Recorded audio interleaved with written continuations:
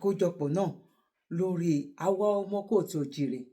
Òun ló jẹ wá lógún tá a máa ń gbé yẹ̀wò lórí ìkànnì wa yìí. Awuyewuye kan lọ lórí ayélujára tó dẹ̀ jẹ́ wípé ó yẹ kí bóyá àwọn ọmọ wa ni, yes, kan fi kọ́gbọ́n. Àwa tá jẹ́ sọ̀rọ̀sọ̀rọ̀, àwọn àgbà sọ̀rọ̀sọ̀rọ̀ àti àwọn middle sọ̀rọ̀sọ̀rọ̀ àtàwọn kékeré sọ̀rọ̀sọ̀rọ̀, kò sí ẹni tó yọ sílẹ̀. And there's nobody, gẹ́gẹ́ bí mo ṣe máa ń sọ fún ẹ̀yin tẹ́ bá ti mọ̀ mí dáadáa, pé nobody is perfect. But tí a bá wá ń pera wa fún àkíyèsí ní ọ̀nà tó rẹwà, ó ṣe kókó, ó ṣe pàtàkì. Ṣé rí àwọn ìwọ̀nba nǹkan tó ń lọ lórí ayélujára, àwọn èèyàn ń gbọ́ o. Ẹlòmíì tẹ́ expect ó ń gbọ́ pẹ̀lú yín, ó pààrọ̀ orúkọ ni. Gẹ́gẹ́ bọ́ ẹ máa ń sọ pé orúkọ tó bá wọn ní la lè jẹ́ lẹ́yìn odi. Bẹ́ẹ̀ ni. Mo ti kọ́kọ́ ṣe fídíò nípa ọ̀rọ̀ yìí. Bọ̀ bí ìgbà tí mi ò tí wá rí ẹ̀rí àrídájú. Bọ̀ mo ti rí àwọn ẹ̀rí kan tí mo fẹ́ lò pẹ̀lú ẹ̀. Bọ̀ ìgbà tí mo wá gangan, yes, inú mi wá dùn. Ó wá dàbí wípé kéèyàn kó ti mọ nǹkan téèyàn fẹ́ sọ. Or for example, kan sọ pé nǹkan tí mo sọ gangan leléyìí o. Bọ́ wípé tírú eléyìí tó bá ṣẹlẹ̀ ní ìlú òyìnbó, onítọ̀hún yẹn máa ṣẹ̀wọ̀n. Àti wípé kò lè ṣẹlẹ̀ torí wípé ìlú tí ò sófin, ẹ̀ṣẹ̀ ò sí ńbẹ̀. Nàìjíríà ní òfin, bọ̀ àtẹ̀lé òfin yẹn. Everybody ní ọ̀gá, everybody ní director, oníkálukú ló lè ṣe nǹkan tó bá wùn. Especially lórí ayélujára yìí. Òun ni nǹkan tá fẹ́ sọ̀rọ̀ lé lórí lọ́jọ́ títí òní. Màá fẹ́ jẹ́ ká kọ́kọ́ tó bá ṣẹlẹ̀ ní ìlú òyìnbó, onítọ̀hún yẹn máa lọ fojú balẹ̀ ẹjọ́. Now, ọmọ àlè, ọmọ tí ò bá níran ló máa sọ wípé nǹkan tí Oriyomi Hamzat tó ń ṣe òun ò gain níbẹ̀. Ìwọ lè má gain, but ìran ọmọ Yorùbá ó ń gain nínú nǹkan tó Oriyomi Hamzat ń ṣe. Ṣùgbọ́n èèyàn lè wà kó rí mami. Tá bá wá ń pera wa sí àkíyèsí wípé ó máa dàbí pé nírú nǹkan báyìí ó máa mẹ́ẹ̀, ó máa ń da ní gbogbo ìgbà. Di wípé àwọn ọmọ Yorùbá wọ́n burú gan, wọ́n máa ń ṣe máa jó lọ, mò ń wẹ̀ yẹn ni. Òun ni ọ̀rọ̀ yìí. Mo fi Ọlọ́run tó lẹ̀mí mi, mo fi búra wípé ní ọjọ́ tí mo kọ́kọ́ wo program yẹn, mo gbọ́ ibi tí Dr. Oriyomi Hamzat tó ti sọ̀rọ̀ sí ìyá tá à ń sọ yìí. Lẹ́sẹ̀kẹsẹ̀ ni mo ti wò wípé ọ̀rọ̀ yìí rẹ̀ ó gẹ́tà síbi o. Bọ̀ mi ò save fídíò náà lọ́jọ́ tọ̀hún. Bọ̀ ìgbà tó wá ń di nǹkan míì lórí ayélujára, òun ló fà á tí mo wá padà lọ wá fídíò yẹn. Mo wá rí àwọn ẹ̀rí míì tí mo lè fi support ẹ̀. Wípé kí ni yẹn, ẹ jẹ́ ká kọ́kọ́ jọ sáré wo fídíò tí ọmọbìnrin yìí tó fi sọ̀rọ̀. Fún àǹfààní ẹ̀yin tẹ́ báyìí tí wò, ká ẹ̀ṣẹ̀ tó wá gbọ́ ìyá tó sọ̀rọ̀ fún báwo lọ̀rọ̀ yẹn ṣe jẹ́, kí n ṣẹ̀ṣẹ̀ tó wá mú ẹ̀rí gangan wá pẹ̀lú nǹkan tí mo fẹ́ sọ pẹ̀lú ẹ̀rí yẹn. Ẹ máa bá mi ká lọ. Issue of Mr. and Mrs. Odeyale that Oriyomi Hamzat brought on his program on his radio station, Agidigbo.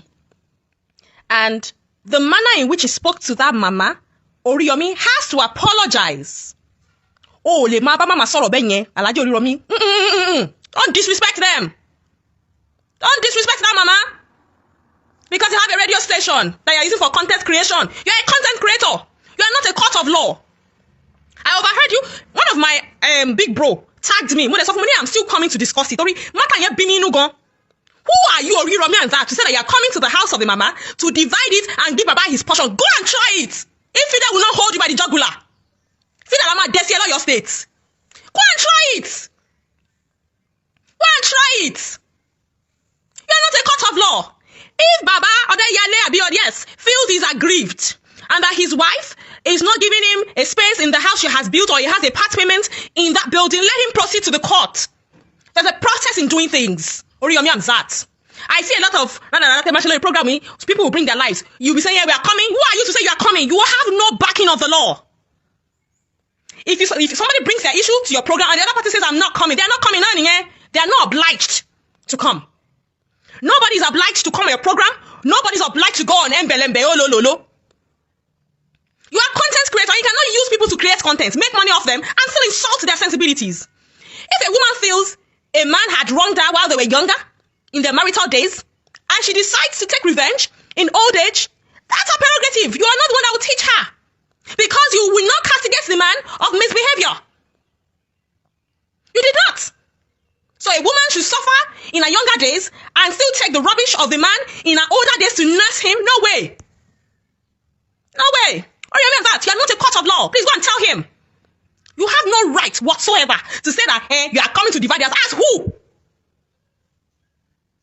As who is Oriyomi Hamzat? Abowe man yo yan lẹ́nu ni o. Abowe abeko agba. O man yo yan lẹ́nu ni o, Oriyomi Hamzat. As who? Mama built her house. She's firm. Ijesha Oburu and so. And so. Kí bàbá náà wùwà dáadáa. Káwọn younger people náà kí wọ́n wùwà dáadáa. You can't force her to accommodate him in her house. If he feels he has a part in that house, let him go to court. Let him go to court. Let him get a lawyer, a good lawyer, to defend him. Let her to get a good lawyer. But that you will go there, Oriyomi, that is trespassing. It is a criminal offense. If you enter that premises without the permission of that woman, that is trespassing, Oriyomi, and that is a criminal offense.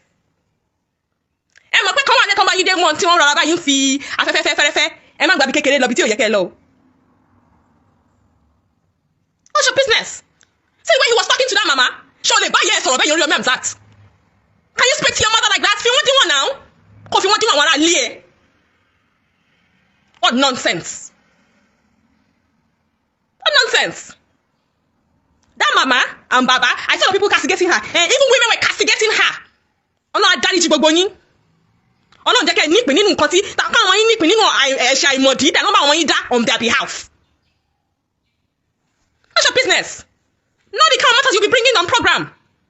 You can be bringing young people to ridicule them. Their program is more or less a ridicule program for most people. Yes, you can use young people as your entertainment. It is their prerogative. So I really don't know. One, that's already that. But to bring elderly people and you do that, in fact, their children are meant to sue you because you took advantage of their old age. See the way you spoke to that mama. I've seen you speak to some elderly people. I'm like, okay, fine. Your program is merely entertaining. It adds no value whatsoever to the society. Your program is entertaining. Pure entertainment is what your program is. You're not a court of law. You can't be saying, who are you? Go to that mama's house. Who are you? And please, if you have that mama's contact, please help me reach out to that mama. I want to speak to her. And we'll take the matter out from there. Who are you? Who are you, Oriyomi Hamzat, to be saying, we will go there, we will divide us? Which house? Not calling in. Who are you? Say you go and divide us, you give Baba his own. Baba, when Baba was carrying all the girls in the whole world, why didn't he save money to build Ojulekan for himself? Adagbi Adafa. Yeah, you wash it on. You wash it around. Ẹ̀ṣẹ̀ àìmọ̀dí o. Ẹ̀ṣẹ̀ àìmọ̀dí ẹ̀yin ọkùnrin o. Ọlọ́run jẹ́ ajẹ́ o. Ẹ̀ṣẹ̀ tá a ṣẹlẹ̀ ní ọjọ́ àárọ̀ táwọn ọmọ jìyà lálẹ́. Why did mama punish him then? Yes, we can file a complaint to NBC. Yes. You can't be ridiculing old people, elderly people on your platform. Thank you, Prince Tayo. We can file a complaint to NBC. We'll take it up with him. Go to that mama's house. Maybe that's what they told you to be doing. To be harassing and embarrassing elderly people on your program. I'll send it to you, Buki. I'll send you the link. Mama ati Baba, you cannot swap. My Baba has to live in the house. Who are you to say that? You're not a court of law. If Baba feels aggrieved, let Baba go to court. And if he cannot go to court, let their children intervene. And if their children can intervene, let one of his family members take him in. You not come on air. I'm saying, can you speak to your mother like that on TV? You're saying your mother. You do. Thank God for your mother. We thank God for your mom. We thank God for your mom. If your mom was able to take whatever your mom was able to take from your dad, that is your mother's prerogative, and it's another person's mother's prerogative. She can do as she likes. So far, it's not a crime. What crime has she committed? What crime has that woman committed? You think it's an arranged program. Somebody said they think it's an arranged. I doubt it's an arranged program because nobody brings themselves up for such ridicule. That's elder abuse. What you did on your Hamzat is elder abuse. If you want to be intervening in elderly people's matters, you must do it without taking sides. And if they say we're not taking your advice, you can only advise them, Oriyomi. You can only advise them. You cannot give a verdict. You cannot give a verdict. You can only advise them. And if they say, Allah, fair advice here, kokonodo. Exactly, sir. Kokonodo, come and take advice. It's not by force. The only ones I usually agree with you is the ones that, okay, criminal officer, I say, I'm handing over for police. Yes. But the ones that are civil matters, you cannot. That mama that's the Towu Okuokwe, Toshekini, it's not your business. It's a family matter. Let them go to the police and go and sort it out. How can you be intervening in people's family matters? How are you different from pastors who want to take charge of other people's families? You're a content creator as far as I'm concerned. People that bring, even the people that are young people that bring their lives on your program are not obliged. So, if they tell you that, and Oriyomi was sorry program, yes, I was into fresh phone. Labi ofin. She does nothing but Oriyomi was sorry FFN. Exactly. Prince Tayo said, Adetayo Adekunle said, a radio station can only play the role of a traditional ombudsman, but the host cannot constitute himself into a court as Guy does. Let's even look at the NBC. Yes, let's look at NBC. We probably need to report him to NBC. I was disinterested too because he was talking to a very rude manner. What kind of nonsense is that? Because you are who? Because you are who? Because you are who? Mama said I don't want to accommodate this guy. Go for accommodate any here. Baba Shanjori lo, that joy. One day pada oniko gbasile for what? For what? Ibi ton lo yen se ko si nbe ni. Níbi tí baba lọ yẹn, nígbà tí wọ́n jayé wọn, ṣé àwọn yẹn ò ní ilé tí wọ́n lè dé sí? Wọ́n ba le jẹ́, wọ́n bode jẹ́. Ó wá ní kẹ́nìkan wá gbasile. No, even his children did not support him, as you heard. You want the children to support him because he's their father. No. Remember that you are not a court of law. And please, I'm looking for that mama's contact. I'm looking for it. And if you're a lawyer, Auntie Toyin, I'm going to support Auntie Toyin. She's the one that does these kind of cases, and I'm going to support Auntie Toyin in this. Or Auntie Toyin is going to support me in this. We are ready. We are ready. We're fully ready. We're fully ready. You can't bring people, rubbish them, disrepute them, tarnish their image on your program, speak to them, break down their self-confidence, and throw them away and make money off them through views. Is your station not making money through views on social media and even through views on the waves? Do you have a consent form that is signed before they proceed on any of the programs you do? Until one person uses your station to Jofin, do you have a consent form? All the past people that attended your program are signed? Even when they signed the consent form, did you tell them that you will bring their image into disrepute? Did you? Okay. I doubt if your lawyer tells you the truth, because I know you have a lawyer. But I doubt if your lawyer tells you the truth. That he is not a court of law. He is a content creator. Content creator, Oriyomi. And he cannot be bringing our agbalagba of our society. If you're a young person and you came on live to come and say your story, when I mean agbalagba, 60 and above. Sorry, program. That's a job.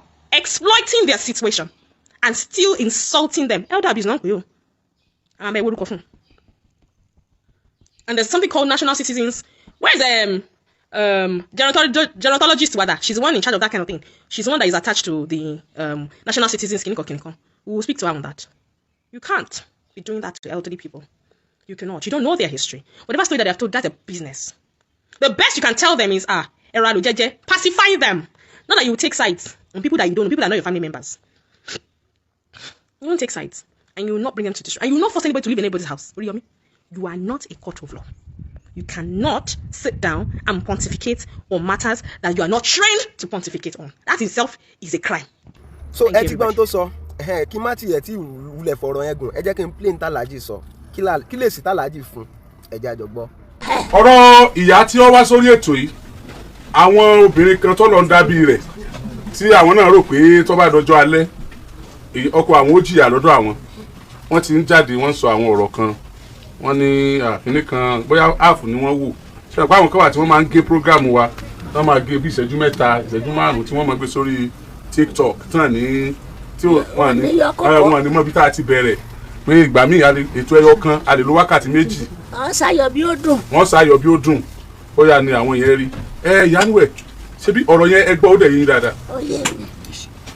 ó yé mi kọ wẹ̀yìn ni tó bá ṣe pé ògbè rẹ̀ bá wẹ̀yìn yóò máa ti ń bẹ lẹ́yìn ọba kọ ọba bò ẹ̀ṣẹ̀ ìgbé bàbá kú ní ìsìn ṣé báàmà náà ní ẹnilé ọkọ tó lé tírè sábẹ́ gádà ẹbí náà ló bí ẹ fún bó ti wò rí ọmọdé bá wọn ni àní àjọ níra wọn tẹ́lẹ̀ ọmọdé bá wọn ni ìwà yòówù kọ́kọ́ wọn wá hù ọlọ́run ti fi wọ́n so lórí wa àwọn ní aláṣẹ gbogbo èyí obìnrin ní ọgbọ́dọ̀ láyà kó fọkọ kejì hàn ọkọ kan bàbá alágbájá bẹ́ẹ̀ bá sílé àpòrútà ní kọ́mọdélé ní o kò tó bẹ́ẹ̀ ṣùgbọ́n ọkùnrin ó lè fà mí wá ó lè jẹ́ pé kí ni ìjà mi wọ́n ogun ọlọ́nkà lọ́rẹ̀ mi bàbá mi. ẹ tó tiẹ̀ wá jọ mí lójú ni pé ọkùnrin yẹn ò fẹ́ ìyàwó mi. kò sí kọ́ mọ́ gbàláǹgbà. kò sí ó sì láǹfààní nígbà tí ń gbá láǹgbà ìgbà náà ó lè ti fẹ́ ẹlòmíì tó jẹ́ pé ìṣòro léhùn bóyá àwọn ò gbéra wọn lọ kóòtù wọn yanjú ẹ̀ ni bóyá àwọn ò ti jọ pin látìgbà náà tó bá fẹ́ lómi tí wọ́n ti jọ dàrú látìgbà náà. torí pé ìsìn kọ́ ni bàbá yìí ó tó mọ́ kílèmù lé tó bá yẹ kó fẹ́ lómi. ètí mi ń sọ náà nù pé ìyàwó ni kò yẹ kó ṣe bẹ́ẹ̀. wọ́n ẹ wá jọ dàgbà 76 80 kúlókù téèyàn tó ń wò nú ayé. ọlọ́run fẹ́ràn wọn ni.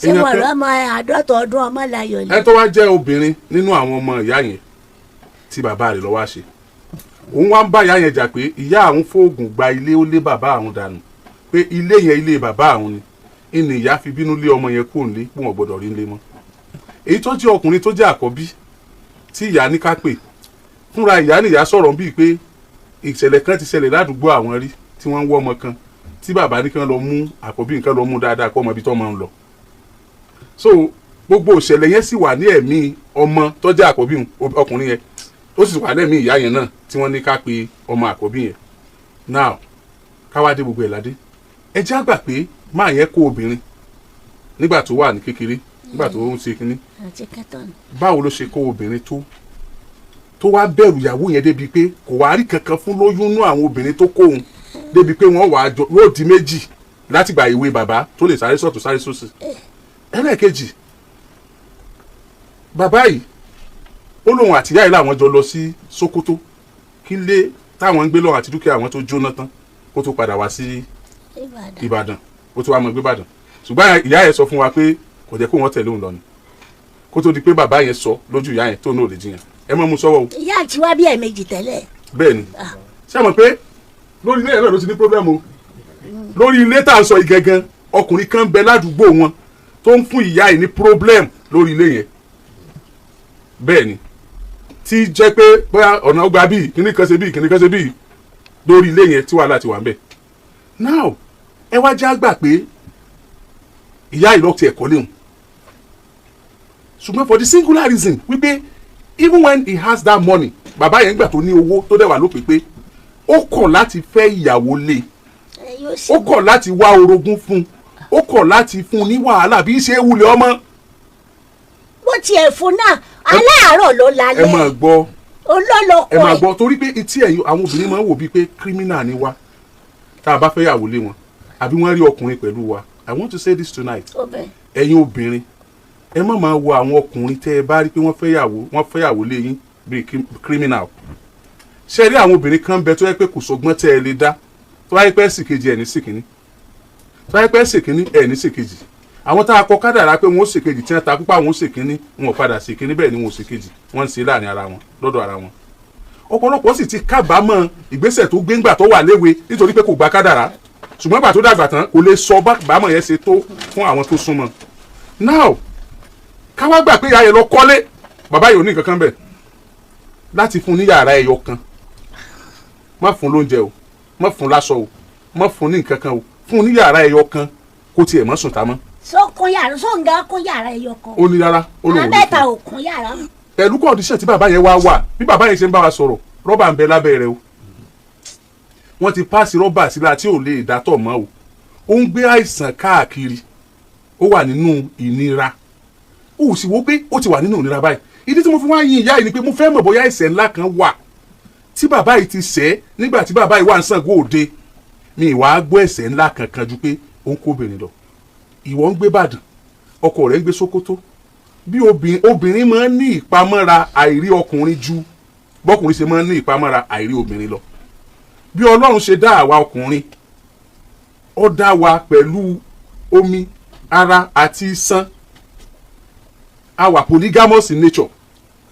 Bí ọkùnrin bá bá obìnrin ní nǹkan pọ̀ tán nísìn láàrin ìṣẹ́jú 10 àbógún ìṣẹ́jú, bí ọkùnrin yẹn bá tún róbìnrin míì tí ń jẹ́ èèyàn nínú ara rẹ̀ tí ń dọ́kùnrin nínú ara rẹ̀ yóò sì tún máa dọ́kùnrin bíi pé kó tún ṣe. Bẹ́ẹ̀ sì ni obìnrin ara obìnrin ò ní ṣe bẹ́ẹ̀.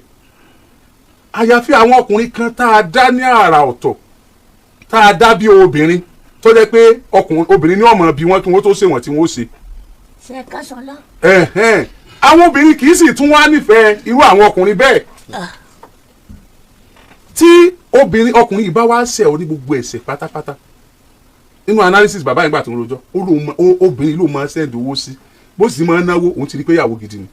Tó bá send owó sí yóò lọ fowó yẹn rajà, gbogbo ọjà àtèrè àtọ́jú owó yóò tún dá lérí iṣẹ́ táwọn ń ṣe. Inú ọkọ ń dùn gbà náà ọmọ kò ní plan. Ṣùgbọ́n gẹ́gẹ́ bí Ọlọ́run ṣe jẹ́ ọba tí kì í sí lẹ́yìn alábòsí, bàbá yìí ò rí ìwé kankan kólẹ̀ wípé òun ló ń nílé. Ó kàn sọ pé ok tó bá ti jẹ́ kó ti perfect gbogbo òwe o, táwọn bá dé town planning, kódà kẹ́ tọ́mọ̀ ṣèwé ti kú town planning ò ní kú. Bàbá ní assurance pé tá a bá dé town planning á rí rẹ́kọ̀dù pé orúkọ òun wà ń bẹ̀. Bàbá ò rí ìwé kankan mú wa. Sẹ́yìn wá sẹ́yìn bọ̀ náà wá kọjú sí màmá. Ẹ̀yin mú ìwé wá òjé. Fúnra màmá ni wọ́n kó ìwé fún wa tá a sì rí orúkọ bàbá àti màmá nínú orúkọ tí wọ́n fi ralẹ̀. Tí a bá wá padà gbójú agan fún màmá lẹ́yìn ìgbà tá a bẹ màmá tán, tẹ bá rẹ́ nìkan tó sọ pé kò yẹ kó rí bẹ́ẹ̀, ẹ ti mọ̀ pé kírú ọkọ ẹni bẹ́ẹ̀ ò ṣọ́ra ni tó bá wà ní ọkọ, torí ọba yìí ìwọ náà jẹ́ lọ́jọ́ alẹ́. Tó bá jẹ́ obìnrin ó ti ní plan fún ẹ. Mo sì fẹ́ kẹ́yìn ọkùnrin mọ kinní kan lónìí. Tó bá yẹ pé ìyàwó rẹ ti ká ọ rí pẹ̀lú obìnrin, ọ̀fẹ́ ni o ọ̀fẹ́ ni o, tíyàwó rẹ ti banújẹ́ rí nítorí obìnrin tó sì ka ọmọbìnrin o, tó bá jẹ́ pé torí ìyàwó rẹ ń lò fi fẹ́ ẹ mọ́ ní plan B o, tó o bá tètè kú yóò fìyà jẹ ọlọ́jọ́ alẹ́ o. Torí mi ò mọ bí wọ́n ṣe máa ronú pé bóyá ọkọ yẹn ní ọ̀kọ̀ọ̀kọ̀ weak àbáwọn làwọn ọ̀kọ̀ọ̀kọ̀ weak, àbọ̀kọ yẹn ní ọ̀kọ̀ọ̀kọ̀ kú àbáwọn làwọn ọ̀kọ̀ọ̀kọ̀ kú. Àmọ́ iye obìnrin tí ọkọ gan tọ́jú ti ń gbé káàkiri lè sìn, kí ló dé tẹ́ máa dì sínú pé tó bá dalẹ́ fìyà jẹ ọkọ yín. omi èdúró dalẹ́ kẹ́kẹ́ náà ni ó ti mú sọ́nù handbag tàbí sọ́nù pọ́ọ̀sì tí mú lọ. Kí ló dé? ẹ̀kọ́ wa máa yọjú fẹ́ náà. So tá a bá ti rí ẹnikẹ́ni olókùn tí ó máa bọ̀ nkẹ́. tó bọ́ ta ìyá tó wú òkú ọkọ rẹ̀ tó lọ jù sínú àkìtàn, ìyá kí ni tí ọbọ̀ ta tó ń sọ̀rọ̀ pé ṣe ẹmọ tí bàbá onígbèdé ṣe fún ìyàwó rẹ̀ ni tó fi lọ jòkú rẹ̀ sórí àkìtàn. Tá a bá rẹ̀ ẹnikẹ́ni nínú obìnrin tó bọ́ ta tó ń gbè lẹ́yìn ìyá onígbèdé, kọ́kọ́ rẹ̀ ọmọ wípé yóò padà jùwọ́ náà nú àkìtàn bọ́ bá kú. Tá a bá sì tún rí obìnrin kóbìnrin náà tó bọ́ ta tó ń gbè lẹ́yìn irú obìnrin yìí tó fi àjọkọ ẹ̀ tó báyìí tó náà mọ̀ múra lẹ̀ ní plan B o, torí pé oró ti ń bẹ́nu obìnrin míì kò dáa rárá. Ará obìnrin ló dé tàn rẹ báyìí tó bá ṣe tọkùnrin náà ní aṣọ, ṣùgbọ́n ẹja máa dárí jìnra wa, ẹja máa ṣàmójúkú o. kò bí ó dákun ó sì wọ ẹ̀yìn wò wọ́n rántí pọ̀ bá kọ bàbá bo ẹ̀ṣá èkú òkè ṣá o. Bẹ́ẹ̀ni kárí kó gbẹ̀sán tó bá ṣe. So ìnáni ká mẹ́nu lọ bẹ̀yẹn díẹ̀ níbo lọ̀rọ̀ yẹn wá dé dúró. Èèyàn kan fún wa ní wọ́n ti ṣàdéhùn pé àwọn ọmọ fún bàbá yẹn ní 50,000 lóṣooṣù tí bàbá yóò fi máa jẹun.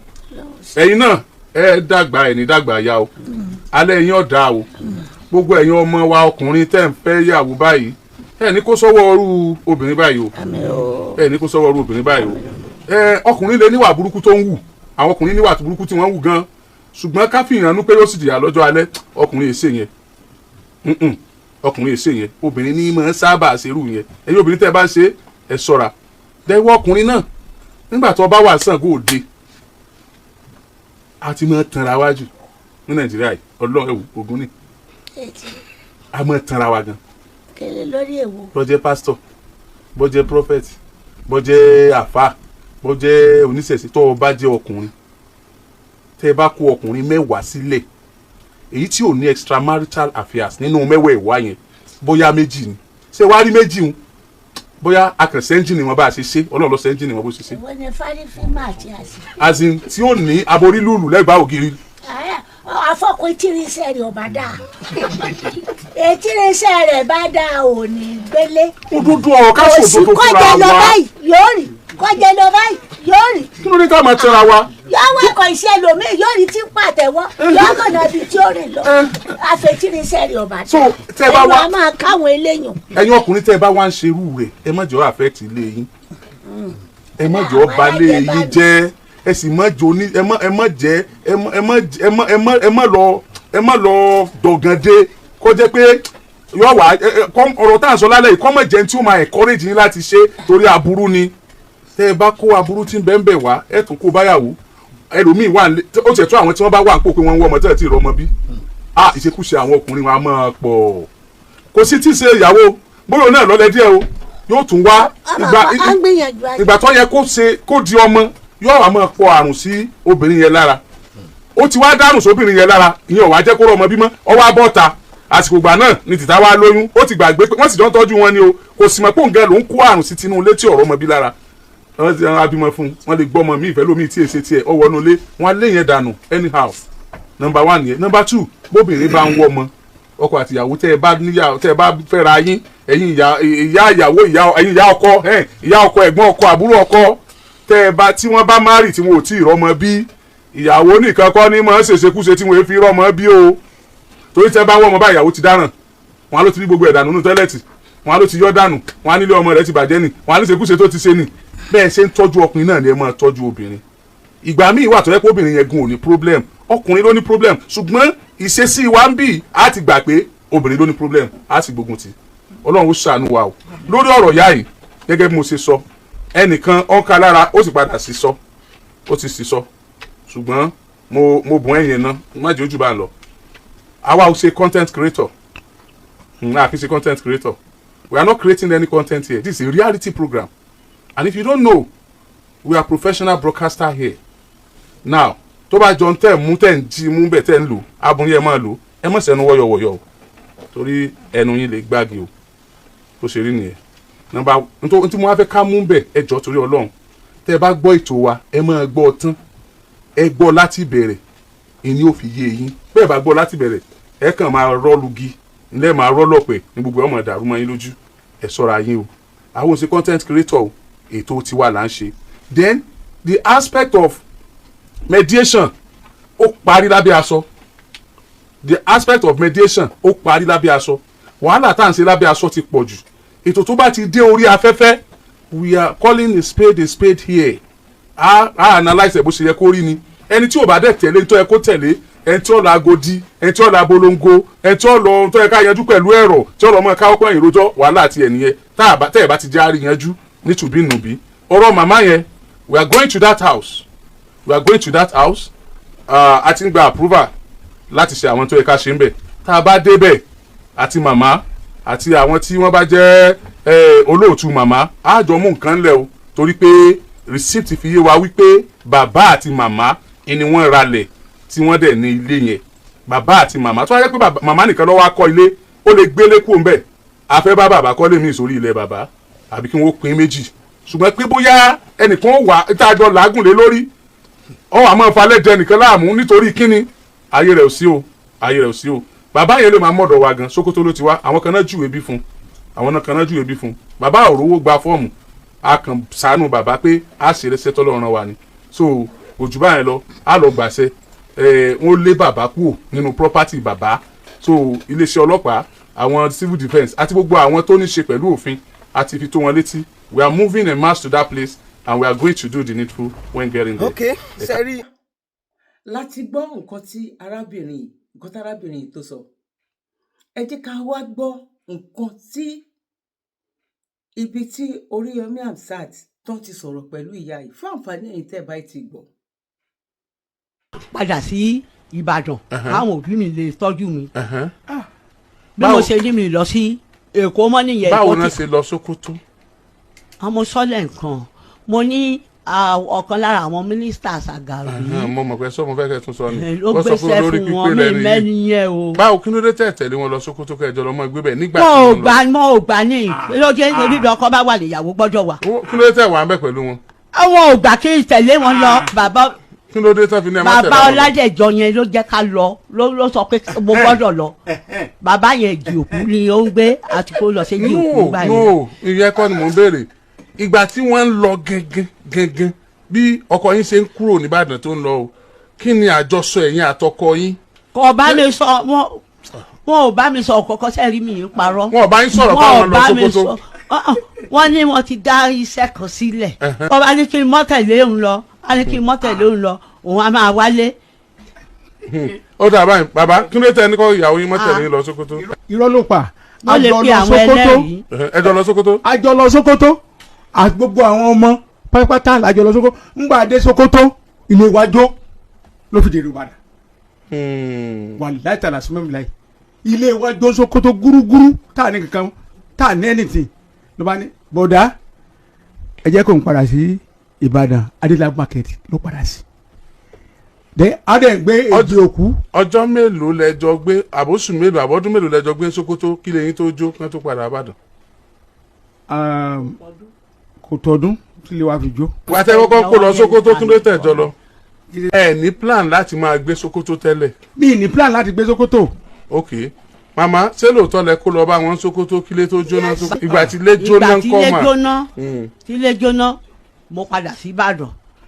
ṣé ilé tó jóná ló ṣokùnfà bẹ́ẹ̀ sí padà wá kì í Ìbàdàn. ṣe ilé tó jóná ló ṣokùnfà gangan. ní ọjọ́ yẹn ọkẹ́ mo bá parọ́ pé mi àtọ́ba mi òkè lọ́jọ́ yẹn wọ́n pẹ́ kan tó torí ìgbà míì ó lè dàgó mẹ́ta kò ju kan tó dé ó lè dàgó méjì má dẹ̀ máa sọ pé nílùú onílùú bóòlù kan ṣe wọ́n ti ṣe bí ìyàwó ẹ̀ wà ń bẹ ọjọ́ yẹn wọ́n wá wọlé bí wọ́n ṣe wọlé mo tan woman palọ̀ là ń gbé mo wá tan iná bí mo ṣe tan náà báyìí wọ́n ṣe súnmọ́ mi nìyẹn tó fún mi lábàrá lẹ́yìn mo bá rólù sílẹ̀ lórí kìnní ẹni bá parọ́ Ọlọ́run àti ìyá ṣé ẹ mọ̀ pé àìsàn lè bọ́ lọ́wọ́ ìyá Ọlọ́run ẹ ṣe sùúrù ṣé ẹ mọ̀ pé mi jẹ́ ká sọ fún ẹ mọ̀ pọ́jọ́ ti lọ. màmá mi ò gba ọ̀rọ̀ yẹn wọlé bí bílẹ̀ kan ẹ sọ pé bàbá yìí náà yìí rí. àní ẹ̀ẹ̀kan yẹn ni. ẹ ṣe sọ fún mi náà kan tí mo bí. ẹ ṣe mọ̀ pé kò kẹ́ gbà tì mí ṣé ẹ mọ̀ pé kò kẹ́ gbà tì mí. ẹ ṣe fẹ́ gbà náà ṣé pépà náà fi nà yín. ẹ wo. àbàrà dẹ̀dẹ̀ bí wọ́n fún yín nìyí. ẹ ọ fún mi lábàrá lẹ́yìn. nínú ẹ̀ náà nìyẹn mo dẹ̀ bí yín náà kan ní wọn ọ̀nà yín náà. nígbà tí yóò kẹ́ gbà tì mí. màmá sẹ́ẹ̀sì lè ka nǹkan. ìwé tó wà lọ́wọ́ mi sọ pé ẹ̀yin Mr. ìkéṣẹ́ yín gan bàbá yìí àti ẹ̀yin ilẹ̀ ra ilẹ̀ lọ́wọ́ bàbá Olúyẹdùn. bàbá Bọ́lá Olúyẹdùn tí wọ́n ìsọnù màmá ẹ̀yin lẹ́dẹ̀ kó wá kì í ṣe bàbá yìí ló kó wá. ṣẹ́ẹ̀rì ó parí. ṣẹ́ẹ̀rì ó parí kò parí mẹ́ẹ̀ lè pa irọ́ mára mi èmi ni mo fún wọn nígbẹ́ ó jẹ́ ìṣojú ọmọ mi ọmọ first born mi àjọ. mama ẹ jẹ́ sọ kínní kan fún yín bàbá yìí ti ṣe àṣìṣe wọ́n ti ṣàṣìṣe náà àṣìṣe tí wọ́n dẹ̀ ṣe ni pé wọ́n fẹ́ ẹ̀yin nìkan ẹ dẹ̀ bà alẹ́ wọn jẹ́ ẹ jẹ́ n sọ̀rọ̀ ẹ mọ̀ pé ẹ sọ̀rọ̀ sí ní látàárọ̀ ẹ jẹ́ n sọ tèmi o àṣìṣe tí bàbá yìí ṣe ni pé wọ́n fẹ́ ẹ̀yin nìkan bẹ́ẹ̀ dẹ̀ ṣe wà lálẹ́ yìí màmá ẹ ti da ọ̀pọ̀lọpọ̀ ilé rú yàtọ̀ sílé yín nìkan bẹ́ẹ̀ ni o bóyá ẹ mọ̀ ẹ ti kó bá ọ̀pọ̀lọpọ̀ obìnrin tó yẹ pé òun àtọkọ rẹ̀ nìkan ni wọ́n jọ wà tí wọ́n ń gbádùn ayé wọn ẹ jọ màmá mo sọ ẹ máa gbọ́ ni o ẹ máa gbọ́ ni bẹ́ẹ̀ mi náà ti ń gbọ́ yín lẹ́ẹ̀kan ẹ̀yin náà dákẹ́ ẹ máa gbọ́ mi ọ̀pọ̀lọpọ̀ obìnrin tó yẹ pé òun àtọkọ rẹ̀ ni wọ́n jọ wà tí wọ́n jọ ń lo ayé wọn bọ̀ ni me and my husband tí wọ́n rò pé alẹ́ àwọn ọ̀dà tọkàn ọkùnrin yẹn ń balẹ̀ wípé òun ọ̀gbádùn lọ́jọ́ alẹ́ òun ọ̀fẹ́ wàhálà now ọkàn ọkùnrin yẹn ti pòrúurú báyìí ọkùnrin yẹn wàhálà ti bá ẹ̀mí ẹ̀ ó ti ní problem personally kódà kò sọ fún ìyàwó ẹ̀ ṣùgbọ́n ó ti ń rò ó bóun ó ṣe fẹ́ ìyàwó mi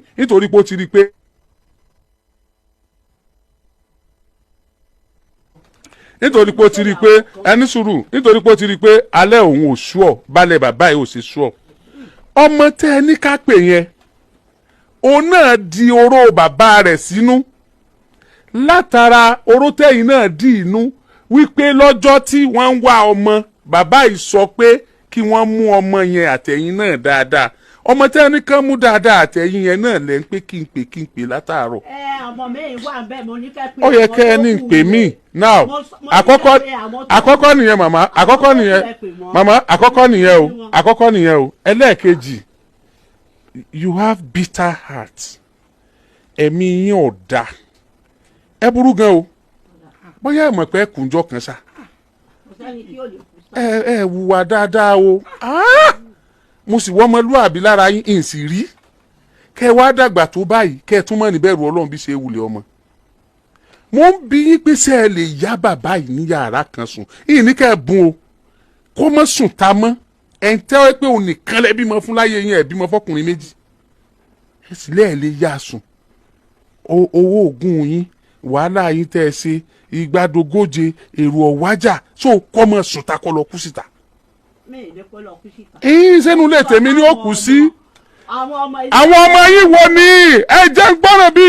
ẹ pe àwọn ọmọ. pé ẹ máa dé pèlè àwọn ọmọ lọ fẹ́ ń gbà tó fẹ́ yín ṣé báwọn ọmọ wáyé tiwọn ni. ṣe bí àwọn náà káwọ obìnrin kiri. ọkọ̀ kinu ìran ọkùnrin ní kóòkì. ìran ọkùnrin ní kóòkì tẹ́ bá wo story dáadáa bàbá tó bẹ́ẹ̀ yín náà kò kiri kò dáná tẹ́lẹ̀ mi ọ̀darí. Calm down mama calm down you are heartless. You don't have fear of God, no matter how small. What are you telling me? Mama, we are going to evacuate you from that house. I'm telling you something today. You will see other side of Oriyomi Hamzat. Listen and listen well. I don't care. Ṣé gbogbo àwọn tẹ́ ẹ náà bá yín jà gbogbo ẹ̀ náà ti kú. Ẹ máa gbọ́. Ìwé ọwọ́ mi mò ń lò lọ́wọ́ ìsìn fún yín. Bẹ́ẹ̀ forí sílẹ̀ tẹ́ ẹ náà ṣẹ̀ sókè. I will not give it to you. Mama, nínú ẹjọ́ tẹ́ ẹ rò látẹ̀ kan. Ẹ ti dáko èèyàn mẹ́rin tí ò kéré tó yẹ pé wọ́n ní ẹ̀ka tá pẹ̀lú yín tán ti kú èmi Oríyọmí Òkìkí èmi kì yóò kú kíkú kan bí ò ṣe yíyè mi ò tiẹ̀ mo tiẹ̀ ń bá yín jà lọ́wọ́ mo ń bínú sí yín lọ́wọ́ mo ń bínú sí yín lọ́wọ́ gidigidi mo ń bínú sí yín o mo ń bínú sí yín mama ilẹ̀ yìí bàbá ò ní ìdílé mọ́ ṣùgbọ́n a fẹ́ bá bàbá kọ́lé sórí ilẹ̀ yìí ẹ lọ wo ilé yín bàbá ò ní ìdílé yín mọ́ láíláí á dé kóòtù á fàǹtẹ́ ẹ pé á lè wà lórí wàhálà nǹkan kẹ́yìn méjèèjì ó ti lọ bọ́ lọ́hùn màmá yìí ní sùúrù mi ò béèrè this is the document I will not ask anybody I will not ask anybody. This land belongs to Mr. and Mrs. Moses Odeyale. I don't care about that. I don't care about that. You never told me that you have any document that bear this man's name. You never told me that. I won't take that. Ẹni dúró mi ni no mo ti dúró fún yín látàárọ̀ no I won't take that. I won't take that. This is not fair. Mama, ẹni sùúrù. Tí màá yìí bá níyàwó mẹ́rin mẹ́ta méje nígbà náà tó live useless life ju ètò ẹ̀ ń sọ yẹn lọ. Ó tó kẹ́ dáríjì náà. Ó nìkan náà bímọ fún. What are you telling me? Just to give him a room. Láti mọ kù sínú ta kó mọ kù sí àtànà. Ẹ fọwọ́ gbẹ́yà pé iṣẹ́ yín. What are you telling me? Because he was gullible that time to entrust so many things on you. Àwọn ọmọ tí ẹ̀ ń sọ yẹn pé kò tọ́jú yẹn owó wọn náà lè fi tọ́jú àwọn ọmọ. Owó wọn. Yes owó bàbá yìí náà wà ní owó tẹ fi ń tọ́jú àwọn ọmọ. Bẹ́ẹ̀ wàláì bó ṣe rí nìyẹn owó ẹ̀ wà ní owó tẹ fi ń tọ́jú àwọn ọmọ because he said when he came home tó bá yẹ pé bàbá yìí was to that level why not divorce kí ló tẹ̀ divorce nígbà yẹn kẹ́ẹ̀dẹ́ kó máa bá tiẹ̀ lọ you are waiting for ẹ̀yin obìnrin mọ̀ burú o ẹ̀yin obìnrin bọ́ọ̀lù ẹ̀ṣẹ̀ ń fì bọ́ọ̀lù ẹ̀ṣẹ̀ ń fì ẹ̀fìmílẹ̀ màmá àní ẹ̀fìmílẹ̀ mi ṣe sùúrù I was begging you to give this man just a room you said no don't tell me that I won't take that tó yẹ kó lọ́ọ́ yàn yín jẹ èmi náà ò ní gbà wọ́n yẹ kó lọ́ọ́ yàn yín jẹ mi ò ní gbà ẹ̀yàn jẹ tẹ́bá tún fẹ́ yàn jẹ ńkọ́. drug àti guy àti drug àti 419 ni mi ti gbogbo Saudi mọ̀ ẹni tó ní ilé epo tó wà ní ìyànà ọba lákùrẹ́ ọmọọṣẹ́ mi ni tí wọ́n dẹ̀ mọ̀ àpapọ̀ dáadáa fọ́tò ló wà ní báàgì tọ́mọ ẹ̀gbẹ́ dání. ẹ máa ń ṣe drug ẹ dẹ̀ máa ń ṣe 419. then tó jẹ́ pé iṣẹ́ tẹ̀ ṣe gangan nìyẹn gbà yẹn. Yes, and that is where I made my money. Ìfẹ́ ò dẹ̀ ń ṣe ẹ̀ṣẹ̀ sà. Ìfẹ́ kò ń ṣe ẹ̀ṣẹ̀ sà. kò yẹ kó jẹ́sẹ̀. kò yẹ kó jẹ́sẹ̀ sà. ìfẹ́ ò yẹ kó jẹ́sẹ̀. Thank you. Mo wá fi wákàtí ọ̀wọ̀ ìwòrò ọmọ Nàìjíríà pàápàá jùlọ àwọn ọkùnrin kí wọ́n ṣẹ́rí sà kí wọ́n fi ọ̀rọ̀ mi kọ́gbọ́n o. bàbá ni gbogbo ohun tó sọ láti bẹ̀rẹ̀ dópin irọ́ ni. Wow. Yes sir, irọ́ gidi ni, irọ́ tó tinú rọ́ wá, but kò sí time láti proof ẹ̀, but mo mọ̀ pé kóòtù máa proof ẹ̀ fún wa. So yẹ yín sir, I only respect the word Oriyomi àti nítorí Oriyomi ń perform ní country ni mo respect. Ẹgbẹ́ tó kún kò lè mi lè fẹsẹ̀ mi rìn lọ́bẹ̀ tí wọ́n bá wá fún arrest nobody above the law. Ṣùgbọ́n orúkọ yẹn àti nǹkan tí orúkọ yẹn ń perform ní country ló gbé mi wá. Ẹni tó pè mí mo sọ fún un mo ní nǹkan tó máa jẹ́ kí n wá nìyẹn o nítorí tẹ̀ ń bá dúró lórí ààrẹ mo sọ pé kí everybody kí ẹ̀yin gan rẹ́kọ̀dù ẹ̀ lẹ̀ everybody pé fún wípé màá lù sílé yẹn èmi ni màá pa I'm still maintaining my point statement get to the point of death sorry o mo sorry o so ti yẹ yín sìn and there is something English people call body language a máa ń èmi ò wo program kankan ẹni tí mo bá rí pé gbọ́n jù mí lọ ni mo máa ń wo program ẹ̀ which I choose you as one of the person mo dẹ̀ máa ń kọ́ ọgbọ́n so mo sì tún sọ ọ̀rọ̀ yẹn wípé èmi ni màá pa kó má rò pé bóyá òun wẹ̀yìn òun òsùn bìkan inú ilé yẹn gan ni màá ti wá pa ẹni tó bá pààyàn síbi wọ́n á pa ni bẹ́ẹ̀ni ẹni tó mọ̀ pé tóun bá pààyàn wọ́n á pọ̀ òun tó dẹ̀ ṣe sẹ́ǹpọ̀ ó ní mission. ó ti rẹ́dì nìyẹn. so mọ̀ṣálá o. bàbá bó o lè mọ̀jì ó lè tó bá yẹn. yes sir ẹ ṣe sir. ẹ jẹ́ kí n mọ ìdí tí ó fi rí bẹ́yẹn lára yín because tẹ́ ẹ fi sọ bẹ́yẹn ó ti ka yín lára ni. sir Alhaji Adékúnlé Oríyọmí n tí màá ṣe ni mo sọ yẹn sà ìdí tẹ́ wá fẹ́ mọ̀ yẹn ẹgbẹ́ ní sà àwọn ọmọ yòókù kí n tó dé láti prison I went to prison wow. in Saudi Arabia àwọn ọmọ tó kù ó ti lé wọn jáde ó ti chase wọn jáde nínú ilé ó wá ń lo ralé ẹni tí ó bá wa ralé Alhaji fa right but ṣe rí ète obìnrin tó lóhun tí ó lò yẹn mi ti ẹ̀ mọ̀ pé ó lè construct irọ́ tuntun báyìí tí wọ́n bá sọ fún mi màá nírọ́ ni so gbogbo ohun tí ẹ̀yin tí ọmọ Nàìjíríà tí wọ́n bá ti kọ́gbọ́n sa ẹni tó bá pààyàn mọ́ I'm still repeating that statement ṣebí wọ́n á pa ni bẹ́ẹ̀ni mo fẹ́ káwọn ọmọ wa di ọmọ òrukàn wàláì tàláì sọ́wọ́n bí láìla sí ilá wà mo fi gbogbo àjì tí mo ṣe búra mo fẹ́ kí àwọn mo ní nǹkan tí mo sọ nǹkan tí màá ṣe very soon ni mi ní ràn yẹn sí gan mi ní ràn yẹn sí o ẹ wo mi dáadáa kí gbogbo ọmọ Nàìjíríà wo gbogbo ẹni tẹ́ wà ń bí ẹ fi kọ́gbọ́n mi ní ràn yẹn sí o. fúnra yín lẹ́pa wọn. èmi Adékúnlé ni mo sọ bẹ́ẹ̀ bó bá wò kó pé rọ́ nìyẹn ò lè wá láti yẹnìyàn Èkìtì kó wá máa nílé wa wọn kì í yàn wá jẹ kí wọ́n yàn wá jẹ gbé so ti yẹn sìn kí n má gba time yín so ti yẹn sìn ni mo ṣe sọ pé kí n lè repeat statement yẹn ni mo ṣe sọ wípé mi ò fẹ́ abẹ́ aṣọ o wọ́n mọ̀ wádìí tó pa. bàbá. yes sir Alhaji. tí kankan bá ṣe wọ́n lọ́la àwọn ò mú yín. I'm ready. ẹ ro tàwọn ọmọ yín. Alhaji mo ní ìgbà tóun ò ti ro tàwọn ọmọ ẹ mọ náà àwọn ọmọ tí mo bí di 13 àwọn méjì tó ok ká ohun tí mo ṣe ni mi ò fẹ́ abẹ́ aṣọ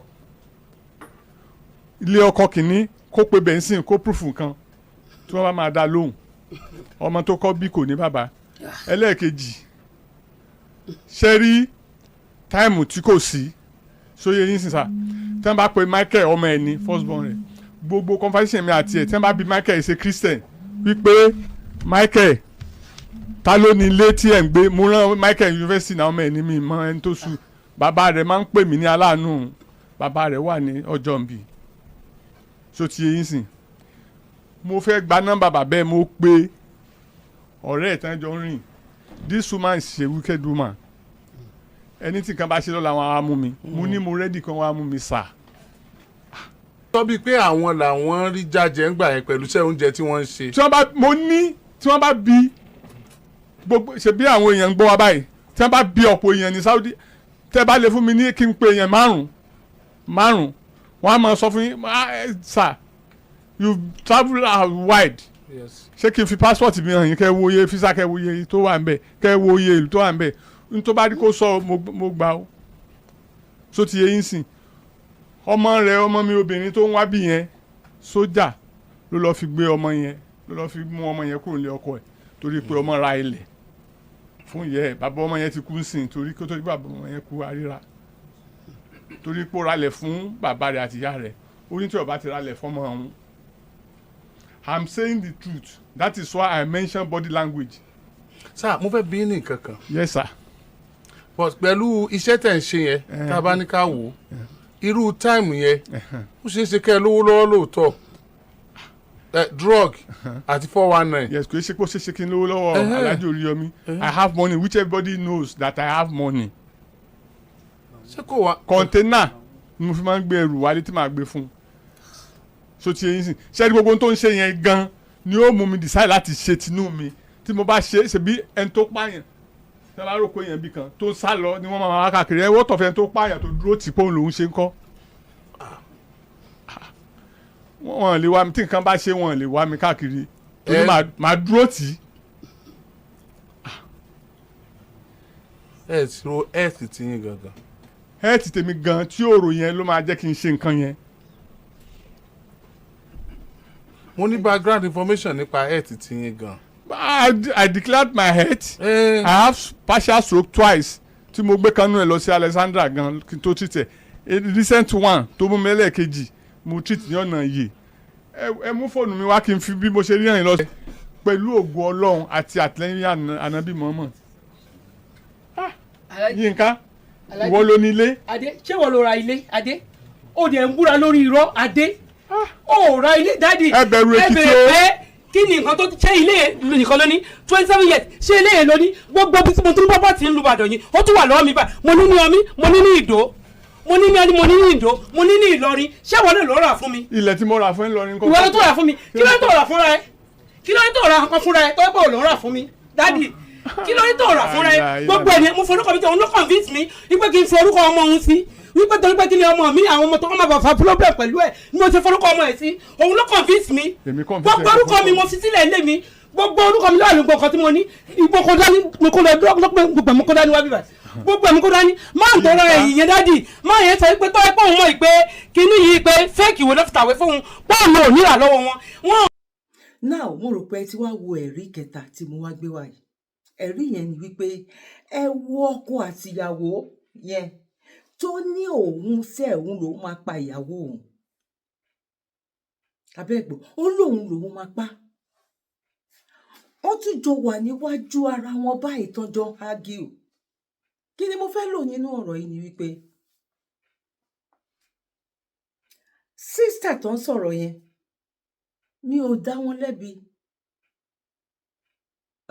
wọ́n kàn lè ti sọ̀rọ̀ jù but nǹkan tó ń sọ yẹn ó ní meaning ó ní kìmí. Dr. Oriyomi Hamzat ó lè tẹ̀síwájú láti lọ ṣe anything tó bá wù wọ́n but Nàìjíríà náà ti lè ṣerú ẹ̀ ó lè tẹ̀síwájú láti lọ ṣe nǹkan tó bá wù wọ́n pẹ̀lú obìnrin yẹn pẹ̀lú fámìlì yẹn Nàìjíríà òun náà ti lè ṣe irú ẹ̀ ẹ lè ṣerú ẹ̀ ní ìlú tó bá ní òfin no matter what ó máa ní ibi tẹ́ máa bá ẹjọ́ kan dé tẹ́ máa fà á fún ọwọ́ ìjọba no matter what dẹ̀rẹ̀ ó máa ní nǹkan tẹ́ lè sọ pẹ̀lú ẹni tẹ́ ń ṣe interview fún ní orí ayélujára pẹ̀lú ọ̀rọ̀ family títí ẹ̀ pẹ̀lú ọ̀rọ̀ family títí ẹ̀ gẹ́gẹ́ bẹ́ẹ̀ sọ pé bóyá kọ́kọ́ alátẹ̀ tàbí mi tẹ́lẹ̀ ń gbé bọ̀ ní UK or ń gbé bọ̀ lamẹ́ríkà ń gbé bọ̀ ní anywhere in Europe inú wa dùn sí i bọ̀ kéèyàn tó ṣe irú nǹkan báyìí o èèyàn máa wo kí ni òfin àti ìlànà ìlú bí tó ń gbérú nǹkan báyìí bọ̀ ni o ìyẹn ni mo fi sọ wípé kó má bàa sọ wípé ọmọ Yorùbá burú ọmọ sọ pé máa jó lọ mò ń wẹ̀ yẹn gbogbo wa la nífẹ̀ẹ́ sí nǹkan tí Dr. Oriyomi Hamzat tó ń ṣe mo mọ̀ ẹ́ párábìnrin tó sọ̀rọ̀ yẹn inú bí gan ni kò dẹ̀ sí ẹni tó bá nílàákàyè tó bá mọ nǹkan tí law ń sọ pẹ̀lú ọ̀rọ̀ marriage, tó bá dẹ̀ wá into marriage counseling, wàá mọ̀ wípé nǹkan tó ń ṣe yẹn, nǹkan tó ń sọ yẹn, ìgbésẹ̀ tó ń gbé yẹn, abẹ́ after camera ló yẹ kán gbé, under the behind the door òun ló yẹ kán ti gbé, òun ló yẹ kán ti sọ nǹkan tó ń sọ yẹn. Ẹ wo, mo ní àníkẹ́ wo ọkọ àtìyàwó ìṣẹ́ tó dúró pé òun lòun máa pa ìyàwó òun. Ẹ rí náà, wọ́n jọ ń argue bọ́rọ̀ ọkọ àtìyàwó bó ṣe rí nìyẹn. Àìmọye nǹkan tí ìyá tó ní ọkọ òun gbà òun lábàrá lẹ́yìn yẹn tí ò lè sọ, tí bàbá náà ò lè sọ, tó jẹ́ wípé àwọn àtọlọ́run wọn ló máa jọ lọ pàdé láti jọ sọ, tó jẹ́ àṣírí láàárín ọkọ àtìyàwó. Ọkùnrin míì wà, ó bá ọkùnrin lórí ìyàwó ẹ̀ tí ò dẹ̀ ní sọ fún ẹ̀dá Ọlọ́run. Obìnrin míì wà, ó bá ọkọ ẹ̀ lórí ọmọọṣẹ́ ẹ̀ lórí àbúrò ẹ̀ tí tó dẹ̀ máa fi tó máa fi jọ ṣe òkú òru, kò sí kọjá kan má pàdé mọ́. Bọ̀ tán bá ń wora wọn báyìí, gẹ́gẹ́ bí màá yẹn ṣe sọ wípé body language ó jọ yé àwọn méjèèjì nǹkan tó wà nínú wọn. Torí ẹ̀ kò sí kéèyàn rìn kó rí mami o. Dr. Oriyomi Hamzat ó ń ṣe gudugudu méje ẹ̀yà mẹ́fà, bọ̀ lórí ọ̀rọ̀ ọkọ àtìyàwó, a máa bẹ̀ wọ́n, a máa rọ̀ wọ́n ní mẹ́sẹ̀jì ni wípé àfi kéèyàn ní sùúrù. Èyí tó gẹ́gẹ́ bí àwọn tó ń bọ́mọ kékeré sùn tipátipá, gẹ́gẹ́ bí àwọn tó ń ṣe ìwà ìbàjẹ́ tó ń fà wọ́n lé ọlọ́pàá lọ́wọ́, bẹ́ẹ̀ náà ló yẹ kán ní àwọn kọ́mítì kan tí nǹkan yẹn tó bá ti wá ga, tó bá ti dojú ẹ̀, kán jẹ́ kí gbogbo ayé rí wípé okay, a ti fà wọ́n lé òfin lọ́wọ́, kán lọ yanjú ẹ̀ bẹ̀. Tó má dẹ̀ wá fẹ́ yanjú ẹ̀, kó má jẹ́ ibi tí gbogbo àwọn èèyàn tó máa ti máa rí ní ìgbà tó jẹ́ wípé ẹ̀yin lẹ ní power, ẹ̀yin lẹ ní upper hand ju èèyàn kan lọ, whereas ẹ̀ sí ń bẹ̀. Kóòtù ló yẹ kó dá, kóòtù ló yẹ kó ṣe ẹjọ́ yẹn, kóòtù ló yẹ kó ṣe finishing ẹ̀. Ẹ ti ń ba lọ níbì kan, bẹ́ẹ̀ ṣe lọ ń tà, bẹ́ẹ̀ ṣe máwọn èèyàn tó jẹ́ pé wọ́n máa lọ ságojọ́, máa ṣe gbogbo ẹ̀yìn. Irú eléyìí náà ó yẹ kó dé ọ̀dọ̀ àwọn tó jẹ́ wípé amòfin wípé òkè ibi tá a fà lé yín lọ́wọ́ lélẹ̀. Ìyá mi, bàbá mi, ẹ̀gbọ́n mi àti àbúrò mi, màá fẹ́ jẹ́ kí ẹ jẹ́ ká pàdé ní comment section. Èèyàn kan ò kí ń jáwàdé, èèyàn kan ò dẹ̀ gbọ́n tán, gẹ́gẹ́ bí gbogbo wa ṣe sọ pé ọmọ Odùduwà ni wá. Máa jó lọ mọ̀ ń wẹ̀ yẹn kò dáa. Tá bá rí àwọn nǹkan báyìí náà, ẹ jẹ́ ká sọ síta ní ọ̀nà tó rẹwà. Èmi kí Dr. Oriyomi Hamzat wípé wọ́n kú iṣẹ́ ribiribi, wọ́n kú ìfẹ́ ọmọ ènìyàn ṣe, wọ́n kú àgbálẹ̀ ọmọ Odùduwà. Ṣùgbọ́n o, irú àwọn nǹkan kan wà tó jẹ́ wípé a lè dánwò nílùú òyìnbó, torí wípé kí ni, òyìnbó ní òfin, wọ́n dẹ̀ tẹ̀lé òfin wọn. You can't do anyhow, just anyhow, or talk to anybody anyhow. No. Kódà gan ọ̀gá níbi iṣẹ́, ó mọ limit bóyá kó bá ẹni tó máa iṣẹ́ tó bá sọ̀rọ̀. Torí tó bá kọjá ìyá sọ fún ẹ pé ó kọjá yìí ẹ. Oko kì í jẹ́ bàbá ọmọ tọmọ tó kó má làálà bó ṣe wà nìyẹn. Bó kò síbẹ̀ ní Nàìjíríà. Kò síbẹ̀ ní Nàìjíríà. Ẹ má jẹ́ ká padà sẹ́yìn. But message yìí kò síbi tó tó oníkálukú ní nǹkan tó ń bò mọ́ra ni. Ọ̀rọ̀ ọkọ àtìyàwó dẹ̀ dangerous gan ni. Ó dangerous, nǹkan tó wà ní ọkọ àtìyàwó tán jọ ń sùn, tán jọ ń jí, wọ́n máa parọ́ mọ́ra wọn báyìí. Okay, ṣé ìwọ tán máa rojọ́ fún ló fẹ́ rí ẹjọ́ yẹn dá? No, ẹ jẹ́ kí kóòtù dá. Mo kí wa dáwọ́ dúró sí lọ́jọ́ títí òní. Mo kí wa lẹ́ẹ̀kan sí wípé God bless you, one love, ire o, ire gbangba. Ẹ má gbàgbé láti bá wa share, ẹ dẹ̀ má gbàgbé láti bá wa fi kọ́mẹ̀ntì tí yín náà sílẹ̀. Ojú wo lẹ fi wò, báwo ló ṣe rí? Ẹ bá wa fílẹ̀ nínú comment section. Àkí gbogbo ẹ̀yin tẹ́ bá ń bá wa like fídíò wa, tẹ́ ní bá wa share. Ọlọ́run ní ṣe ẹ̀yin náà ní ẹ̀yin nìkan lágbára lọ́wọ́ àṣẹ̀dá. Ibi ìbàdàn mọ́ mú ètò wa sópin sí lọ́jọ́ títí òní. God bless you. Ire o, ire gbangba. Kindly subscribe to YouTube channel and follow on Facebook page at Dr. Zabby's Talk Show.